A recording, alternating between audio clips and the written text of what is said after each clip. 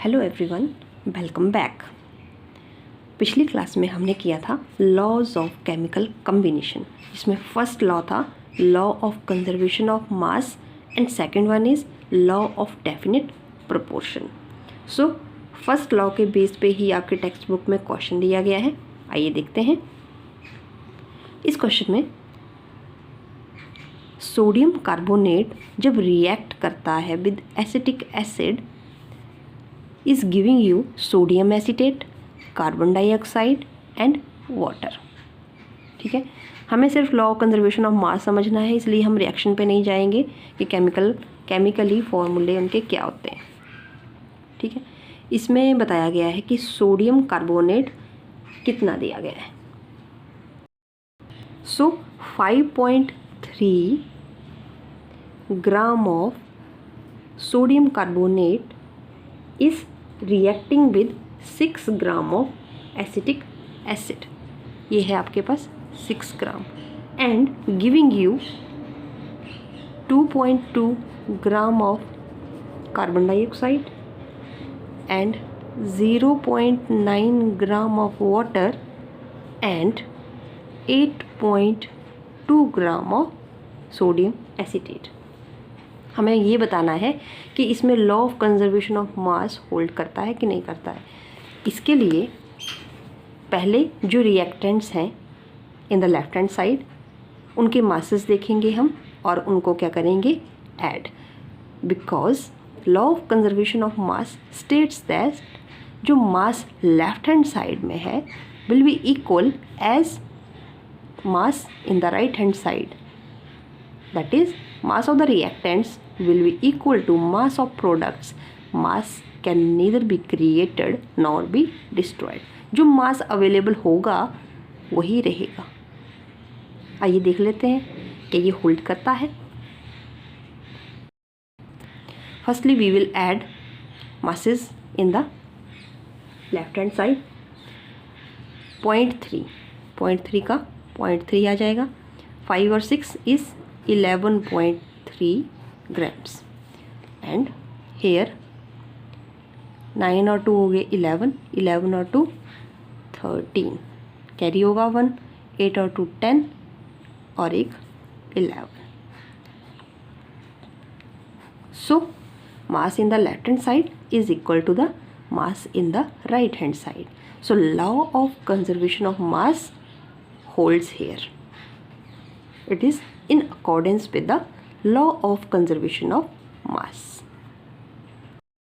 In the next question, hydrogen and oxygen combine in the ratio of 1:8 by mass to form water. यहाँ question number 2 में hydrogen और oxygen react करते हैं, आपको मिलता है वाटर। ठीक है, तो वो किस रेशो में, अगर हाइड्रोजन आपके एक पोर्शन में है तो उसके कंपैरिजन में ऑक्सीजन कितने पोर्शन में होगी, 8 पोर्शंस में। ठीक है, तो इसमें बोला गया है what mass of oxygen gas would be required to react completely with 3 gram of hydrogen gas. अगर आपके पास हाइड्रोजन कितनी है, 3 ग्राम है, तो उसके लिए ऑक्सीजन कितनी रिक्वायर्ड होगी। एज इन द मैथमेटिक्स, अगर हम हाइड्रोजन की कंसंट्रेशन को 3 टाइम्स बढ़ा रहे हैं तो ऑक्सीजन की भी क्या आ जाएगी, 3 टाइम्स बढ़ेगी। तो 8 3 = 24। आपके पास आंसर क्या आ जाएगा, 24 grams of oxygen is required to react with 3 gram of hydrogen to make water. Clear? Now next question. Question number 3. Which postulate of Dalton's atomic theory is the result of law of conservation of mass? इस question में ये पूछा गया है कि Dalton's atomic theory की ऐसी कौन सी पोस्टुलेट है जो गवर्न करती है लॉ ऑफ कंजर्वेशन ऑफ मास। तो हमने डाल्टन्स एटॉमिक थ्योरी कल की थी, वहाँ पे बोला था कि सारे पार्टिकल जो हैं वो छोटे छोटे हैं, मैटर जो है वो made up of very tiny particles जो पार्टिसिपेट करते हैं केमिकल रिएक्शन में। साथ ही हमने देखा था second postulate, atoms are indivisible particles, उनको फर्दर तोड़ा नहीं जा सकता, which can not be created और destroyed in a chemical reaction, जो ना तो क्रिएट हो सकते हैं किसी केमिकल रिएक्शन में, ना तो डिस्ट्रॉय हो सकते हैं। ठीक है, सो ये गवर्न करता है लॉ ऑफ कंजर्वेशन ऑफ मास को। जो एटम्स हैं उनको फर्दर तोड़ा नहीं जा सकता, ना तो क्रिएट हो सकते, जो रिएक्शन में अवेलेबल हैं वही रिएक्शन में रहेंगे। ठीक है, उनको डिस्ट्रॉय भी नहीं किया जा सकता, not created. So postulate number 2, that is atoms are indivisible particles and not be created nor be destroyed, is governing the law of conservation of mass. चलिए देख लेते हैं next question. Here, which postulate of Dalton's atomic theory can explain the law of definite proportion? कौन सी ऐसी postulate है Dalton's atomic theory में जो हमें ये बताती है law of definite proportion? So postulate number 6, the relative number and kinds of atoms are constant in a given compound. Atoms combine in the ratio of small whole numbers to form compounds. That is, atom जो combine करते हैं वो simple whole numbers में होती है उनकी ratios. जैसे कि यहाँ पे ऑक्सीजन और हाइड्रोजन कंबाइन कर रहे थे तो ये दोनों क्या है, होल नंबर है। वैसे ही अमोनिया में ये दोनों भी क्या है, होल नंबर है। ठीक है, so they are combining in the ratio of small whole numbers. Okay, so अभी तक हमने जाना कि हमारे आसपास की सराउंडिंग में कोई भी मैटर बना है वो किससे बना है, एटम से। बट ये एटम्स का साइज़ कितना होगा, क्या हम इन्हें देख सकते हैं? No, atoms are very very small. ठीक है, जितना हम सोच भी नहीं सकते हैं उससे भी छोटे होते हैं। ठीक है, इनको माइक्रोस्कोप की हेल्प से देखा गया और इनका रेडियस मेज़र किया गया, that is in nanometre. Nanometre मतलब 1 metre is equal to 10⁻⁹ nanometre. 1 metre जो है वो इतना हिस्सा, 1 मीटर का 10⁹ पोर्शन जो होगा वो होगा 1 नैनोमीटर। ओके, यहाँ पे एग्जांपल के तौर पे आपको दिया गया है atoms of hydrogen. Atom of hydrogen का रेडियस 10⁻⁻10, जिसे हम एंगस्ट्रॉम बोलते हैं।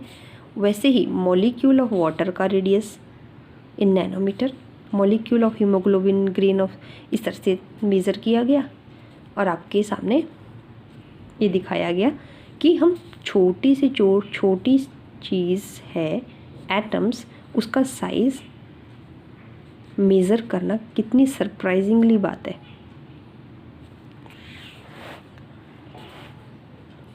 सो जैसे कि यहाँ पे सरफेस ऑफ सिलिकॉन दिया गया है, इसमें भी एटम्स किस तरह से अरेंज है ये भी आपको माइक्रोस्कोप की हेल्प से दिखाया गया है। नाउ एटम्स हैं, ठीक है, बट उनके लिए हम क्या सिंबल यूज़ करेंगे? अब पूरा नाम तो लिखेंगे नहीं, किसी केमिकल रिएक्शन में वो कैसे पार्टिसिपेट करेंगे इसके लिए हमने उनके डिसाइड किए सिंबल। और ये सारे सिंबल कौन डिसाइड करता है? इन्हें डिसाइड करेगा IUPAC, that is international union of pure and applied chemistry. जैसे इन्होंने हाइड्रोजन के लिए सिंबल दे दिया H, एल्यूमिनियम के लिए सिंबल दे दिया Al, first letter is capital and second one is small. वैसे ही कोबाल्ट के लिए सिंबल दे दिया, first letter C is capital and second is small. ठीक है, अगेन जैसे कि बोरोन के लिए B, क्लोरीन के लिए, इस तरह से इन्होंने सिंबल्स सारे एलिमेंट्स जो नेचर में अवेलेबल हैं, जो डिस्कवर हुए हैं, that is in the periodic table, उनके लिए दिए हैं। Next topic is atomic mass unit.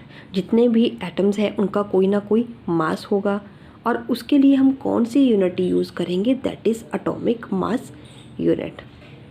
आप मेनली ग्रॉसरी शॉप में जाते हैं या वेजिटेबल शॉप में जाते हैं तो होता क्या है, उनके पास एक वेट होता है, उसके कॉरस्पॉन्डिंग आप जो भी खरीदते हैं वो उसका वेट करके आपको दे देते हैं, ठीक है। ऐसा ही कुछ केस एलिमेंट्स के साथ है, बट उनकी मेज़रमेंट, उनके वेट की मेज़रमेंट कैसे की जाए, ठीक है। उनकी मेज़रमेंट के लिए इन्होंने एक कॉमन तरीका निकाला कि एक कार्बन 12 आइसोटोप है। कार्बन जो है वो मोस्टली सबके साथ रिएक्ट कर जाता है और ज़्यादा से ज़्यादा बॉन्ड बनाता है, ठीक है। तो इन्होंने चूज़ कर लिया कार्बन के आइसोटोप है, एक 12 है एक 14 है, तो इन्होंने C12 आइसोटोप को यूज़ कर लिया, ठीक है, रेफरेंस के तौर पे, ठीक है। और बोला गया कि 1 atomic mass unit is a mass unit equal to exactly 1/12 the mass of carbon atom, ठीक है, कि 1 एटॉमिक मास यूनिट कितना होगा,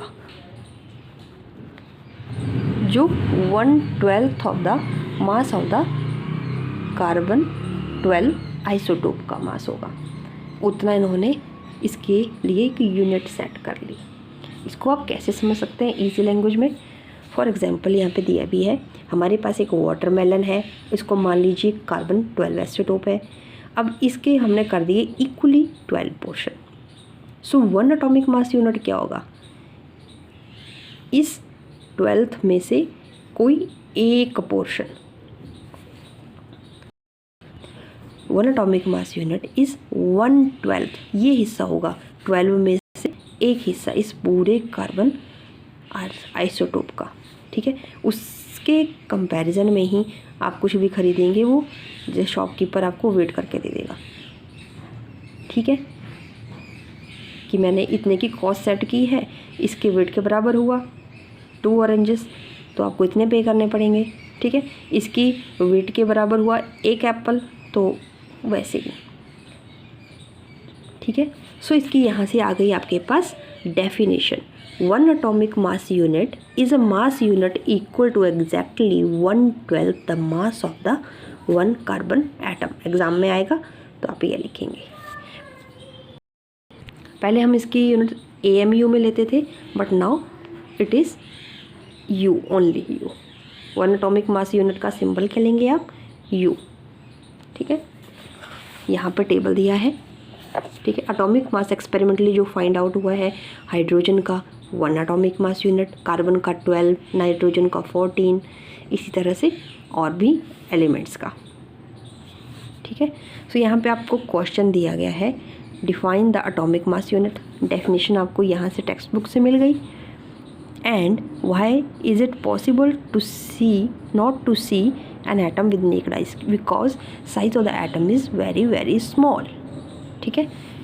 जैसे रेडियस देखा आपने, that is 10⁻⁻10 metre which is 1 angstrom, इतना रेडियस है, इतने को हमारी आंखें नहीं देख सकती।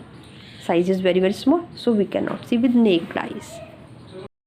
आई hope this topic is clear to you.